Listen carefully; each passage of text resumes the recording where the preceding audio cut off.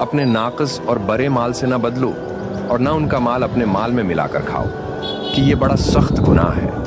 और अगर तुमको इस बात को खौफ हो कि यतीम लड़कियों के बारे में इंसाफ न कर सकोगे तो उनके सिवा जो औरतें तुमको पसंद हों, 2-2 या 3-3 या 4-4 इनसे निकाह कर लो।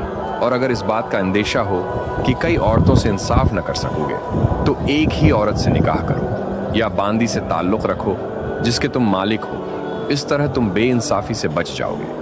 और औरतों को उनके मेहर खुशी से दे दिया करो। हाँ, अगर वो अपनी खुशी से इसमें से कुछ तुमको छोड़ दें तो उसे मज़े से खा लो। और कम अक्लों को उनका माल जिसे अल्लाह ने तुम लोगों के लिए सबब मईशत बनाया है मत दो। हाँ, इसमें से उनको खुलाते और पहनाते रहो और उनसे माकूल बात कहते रहो। और यतीमों को बालग होने तक काम काज में मसरूफ़ रखो और जांचते रहो। फिर बालग होने पर अगर इनमें अक्ल की पख्तगी देखो तो उनका माल उनके हवाले कर दो और इस खौफ से कि वो बड़े हो जाएंगे, यानी बड़े होकर तुमसे अपना माल वापस ले लेंगे, उसको फजूल खर्ची और जल्दी में ना उड़ा देना। और जो शख्स आसूदा हाल हो उसको ऐसे माल से क़िती तौर पर परहेज़ रखना चाहिए।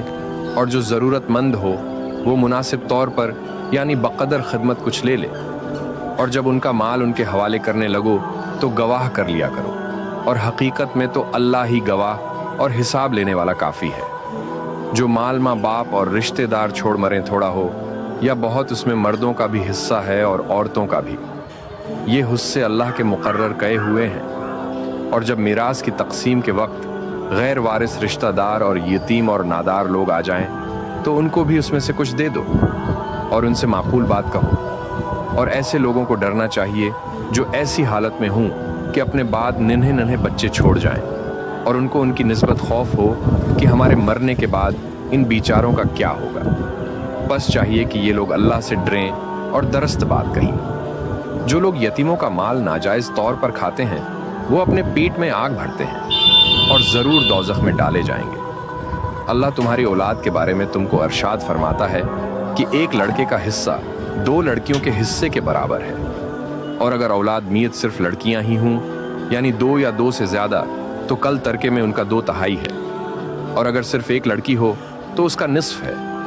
और मियत के माँ बाप का यानी दोनों में से हर एक का तरके में 6ठा हिस्सा है, बशर्ती का मियत के औलाद हो। और अगर औलाद ना हो और सिर्फ माँ बाप ही उसके वारिस।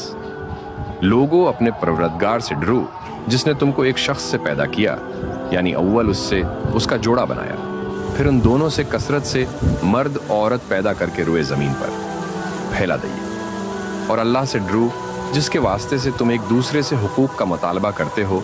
और क़ता रहमी से बच्चों, कुछ शक नहीं कि अल्लाह तुम्हें देख रहा है। और यतीमों का माल जो तुम्हारी तहवील में हो उनके हवाले कर दो और उनके पाकीज़ा और अमदा माल को अपने नाक़िस और बड़े माल से न बदलो और न उनका माल अपने माल में मिलाकर खाओ कि ये बड़ा सख्त गुनाह है।